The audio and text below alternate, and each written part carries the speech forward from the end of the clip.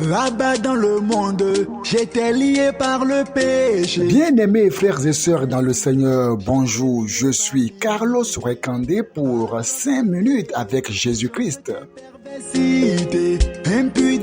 Le thème que nous abordons aujourd'hui est « Où est ta joie quand tout va mal ?» Où est ta joie quand tout va mal? Oh mon Jésus, De quelle joie parles-tu? Peux-tu me questionner? Franchement, quelle drôle de question! en De vérité, me dire, où est ma joie quand tout va mal? N'est-ce pas normal que je sois sans joie quand tout va mal? Comment parler de joie quand tout va mal? agressivité, C'est un peu comme si on nous disait que l'on peut être joyeux quand on vient de se faire frapper.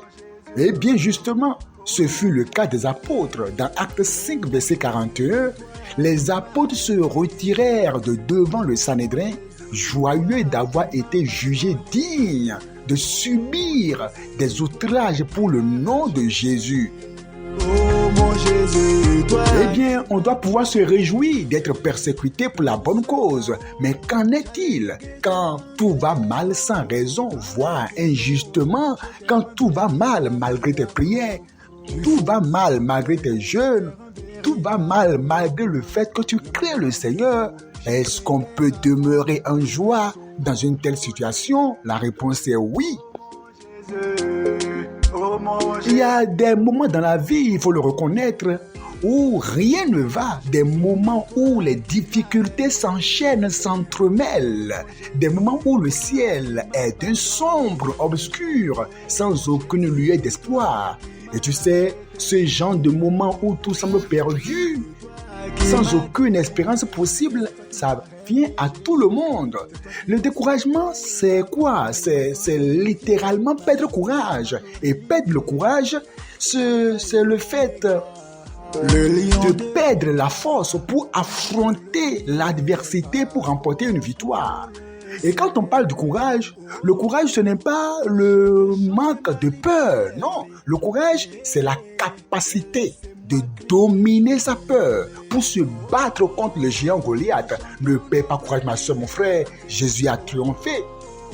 Il y a de ces maladies qui font peur par leur nom. Mais le courage, c'est de surpasser cette peur et de se rappeler de ce que Christ a fait à la croix et de comprendre que cette maladie, que ce défi sera sauté au nom de Jésus. Et Jean 16, 33 nous dit, je vous ai dit ces choses afin que vous ayez la foi en moi, vous ayez la paix en moi, vous aurez des tribulations dans le monde, mais prenez courage, j'ai vaincu le monde. Il y en a qui sont désespérés. Le découragement, à force d'être découragé, on finit par être comment? Désespéré. On finit par être désespéré. On est abattu d'une tristesse dépressive. La tristesse ne peut pas accomplir le plan de Dieu. Les soucis ne peuvent pas accomplir les desseins de l'Éternel. Il y en a même qui ont envie de mourir lorsqu'ils voient comment leur vie est remplie de difficultés, comment leur foyer est enclin à des problèmes sans fin, lorsqu'ils voient ce qui se passe avec les difficultés à enfanter, mariés depuis des années mais sans enfants, ou bien on a perdu l'emploi, ou bien c'est un cas de maladie qui résiste, qui s'entête. On a tendance à même à être découragé, à même réclamer la mort pour certains.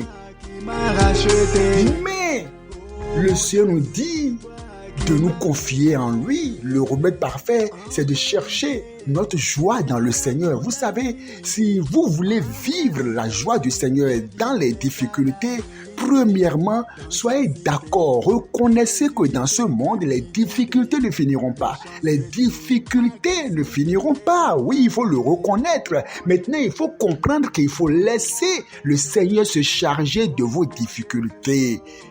Oh mon Jésus, Deuxièmement, il faut que votre joie soit constamment liée à votre salut. Lorsque votre joie est liée au salut, rien ne peut ôter cette joie. Jésus a dit, ne vous réjouissez pas de ce que les démons vous sont soumis, mais de ce que votre nom est inscrit dans le livre de vie. Dans ce chaos, Il va donc sans dire que si ton nom n'est pas inscrit au ciel et que ta vie est remplie de péchés, tu seras toujours dans la tristesse.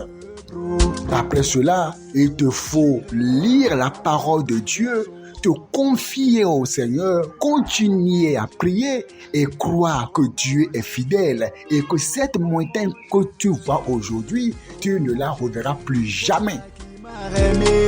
Il te faut aussi comprendre qu'aucun défi n'est éternel et comprends aussi que les notes que le Seigneur te donne sont liées à tes comportements pendant les temps de défi. Laisse ton sourire et ta joie illuminer ton sentier pendant les moments de défi. Que le Seigneur te bénisse et te fortifie. Amen.